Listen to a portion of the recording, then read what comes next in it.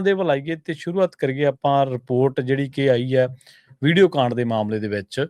ਉਸ ਰਿਪੋਰਟ ਦੇ ਵਿੱਚ ਇੱਕ ਤੱਥ ਹੁਣ ਇਹ ਵੀ ਸਾਹਮਣੇ ਆ ਗਿਆ ਸ਼ਰਮਾ ਜੀ ਕਿ ਨਕਲੀ ਰਿਪੋਰਟ ਦੇ ਲਈ ਜਿਹੜੀ ਰਿਲੀਜ਼ ਕੀਤੀ ਸੀਗੀ ਰਕਮ ਉਹ 3 ਕਰੋੜ ਸੀ, ਪਰ ਭੁਗਤਾਨ ਇਸ ਮਾਮਲੇ ਦੇ ਵਿੱਚ 10 ਲੱਖ ਰੁਪਏ ਦਾ ਕੀਤਾ ਗਿਆ ਜੀ। ਕੀ ਹੈ ਇਸ ਦੇ ਮਗਰ ਤੱਥ ਜੀ? ਪ੍ਰਵੀਨ ਜੀ, ਪੰਜਾਬ ਸਰਕਾਰ ਵੱਲੋਂ ਜੀ ਮੁੱਖ ਮੰਤਰੀ ਭਗਵੰਤ ਮਾਨ ਤੇ ਉਹਨਾਂ ਦੀ ਟੀਮ ਵੱਲੋਂ ਦਮ ਭਰਿਆ ਗਿਆ ਕਿ ਜੀ ਅਸੀਂ ਜਿਹੜੀ ਜਾਂਚ ਕਰਾਈ ਆ ਵੀਡੀਓ ਦੀ ਉਹ 1191 ਐਂਗਲਾਂ ਤੋਂ ਜਾਂਚ ਹੋਈ ਆ ਤੇ ਉਹਦੇ ਵਿੱਚ ਇਹ ਸਾਬਤ ਹੋ ਗਿਆ ਕਿ ਉਸ ਵੀਡੀਓ 'ਚ ਭਗਵੰਤ ਮਾਨ ਨਹੀਂ ਹੈਗਾ। ਉਸ ਰਿਪੋਰਟ ਨੂੰ ਜਿਸ ਬੰਦੇ ਨੇ ਤਿਆਰ ਕੀਤੀ ਉਹ ਕਹਿੰਦਾ ਵੀ ਨਕਲੀ ਰਿਪੋਰਟ ਹੈ ਜੀ। ਉਹ ਬੰਦਾ ਹੀ ਜਿਹਦੇ ਤੱਕ ਪਹੁੰਚ ਕਰਕੇ ਜਿਹਨੂੰ ਕਹਿੰਦੇ 10 ਲੱਖ ਦੇ ਕੇ ਰਿਪੋਰਟ ਤਿਆਰ ਕਰਾਈ ਹੈ, ਜਸਪ੍ਰੀਤ ਜੱਸੀ ਨਾਮ ਦਾ ਬੰਦਾ ਹੈ ਨਾ, ਉਹ ਸਾਹਮਣੇ ਆ ਕੇ ਉਹ ਕਹਿੰਦਾ ਵੀ ਕਿ ਮੇਰੇ ਤੋਂ ਧੱਕੇ ਨਾਲ ਤਿਆਰ ਕਰਾਈ ਹੈ, ਮੈਨੂੰ ਡਰਾ ਕੇ ਧਮਕਾ ਕੇ ਮੇਰੇ ਜਵਾਕਾਂ ਨੂੰ ਕਰਾ ਕੇ ਉਹੀ ਸ਼ਿਕਾਇਤਕਰਤਾ ਬਣ ਕੇ ਸਾਹਮਣੇ ਆ ਗਿਆ। ਹੁਣ ਇਹ ਮਾਮਲਾ ਜੇ ਵਿਚਾਰਧੀਨ ਸੀ ਉਹ ਕਿ ਰਿਪੋਰਟ ਜਿਹੜਾ ਚੱਲ ਰਿਹਾ, ਇੱਕ ਪਾਸੇ ਜਥੇਦਾਰ ਸਾਹਿਬ ਨੇ 2 ਲੈਬਾਂ ਤੋਂ ਜਾਂਚ ਕਰਾ ਕੇ ਕਹਿਤਾ ਵੀ ਕਿ ਇਹਦੇ ਵਿੱਚ ਕੋਈ ਛੇੜਖਾਨੀ ਨਹੀਂ, ਕੋਈ ਕੁਛ ਨਹੀਂ। ਦੂਜੇ ਪਾਸੇ ਕਹਿੰਦੇ ਲੋ ਜੀ ਸਾਡੀ ਲੈਬ ਦੀ ਰਿਪੋਰਟ ਹੈ, ਉਹਦੇ ਵਿੱਚ ਸਾਰਾ ਕੁਛ ਇਹ ਹੈ। ਤੇ ਉਹਦੇ ਲਈ ਹੁਣ ਸਵਾਲ ਇਹ ਖੜਾ ਹੋਇਆ ਕਿ ਪੰਜਾਬ ਦੇ 2 ਅਫਸਰ ਦਾ ਜ਼ਿਕਰ ਖੁੱਲ ਕੇ ਆ ਗਿਆ ਜੀ। ਬਕਾਇਦਾ ਤੌਰ ਤੇ ਬੇਸ਼ੱਕ FIR ਜੀਨ ਤੇ ਸਿਰਸੇ ਦੇ 2 ਬੰਦਿਆਂ ਦੇ ਖਿਲਾਫ ਹੈ, ਉਹ 2 ਬੰਦੇ ਗ੍ਰਿਫਤਾਰ ਨੇ। ਜੇ ਤਾਂ ਬੀਜੇਪੀ ਨੇ ਸਿਰਫ ਮੁੱਖ ਮੰਤਰੀ ਤੇ ਉਹਦੀ ਟੀਮ ਨੂੰ ਡਰਾ ਕੇ ਰੱਖਣਾ ਹੋਇਆ ਫਿਰ ਤਾਂ ਮੂਰੇ ਭਜਾਈ ਰੱਖਣਗੇ ਜੀ। ਸਹੀ ਹੈ। ਤੇ ਜੇ ਉਹਨਾਂ ਨੇ ਸੱਚਮੁੱਚ 2027 ਦੀਆਂ ਚੋਣਾਂ ਨੂੰ ਵੀ ਧਿਆਨ 'ਚ ਰੱਖ ਕੇ ਕੰਮ ਕਰਨਾ ਹੋਇਆ ਫਿਰ ਉਹ ਟੰਗਣਗੇ ਅਫਸਰਾਂ ਨੂੰ ਵੀ, ਤੇ ਹੋ ਸਕਦਾ ਕਿ ਮੁੱਖ ਮੰਤਰੀ ਦੇ ਘਰ ਦੀਆਂ ਪੌੜੀਆਂ ਵੀ ਚੜ ਜਾਣ।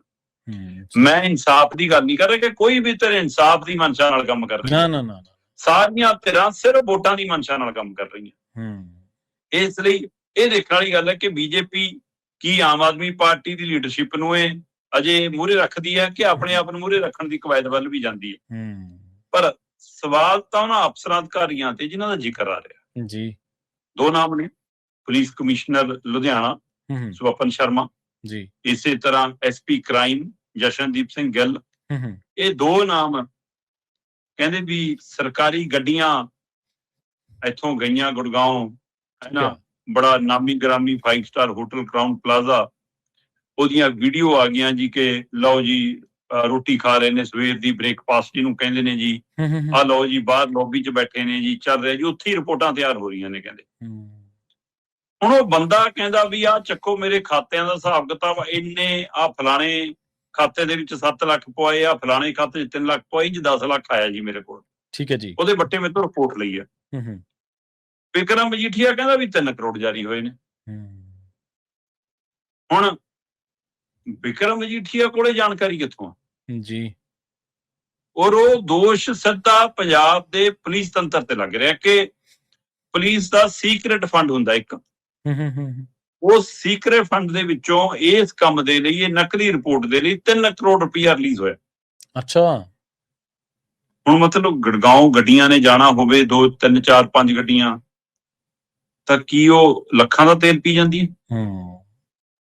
ਜੇ 2 ਕਮਰੇ ਲੈ ਕੇ ਰਹਿਣਾ ਵੀ ਪਵੇ, ਚੱਲ ਹੋਰ ਸਿਕਿਉਰਿਟੀ ਵਾਲੇ ਹੋਣਗੇ ਨਾਲ, 4 ਕਮਰੇ ਲੈ ਲੈ, 5 ਕਮਰੇ ਲੈ ਲੈ, ਕੀ ਲੱਖ ਰੁਪਏ ਨੂੰ ਕਮਰਾ, ਕੀ 2 ਲੱਖ ਨੂੰ ਕਮਰਾ? ਸਹੀ ਹੈ। ਕਿ ਇੱਕ ਬੰਦਾ ਲੱਖ ਦੀ ਰੋਟੀ ਖਾ ਕੇ 3 ਕਰੋੜ ਕਾਹਦੇ?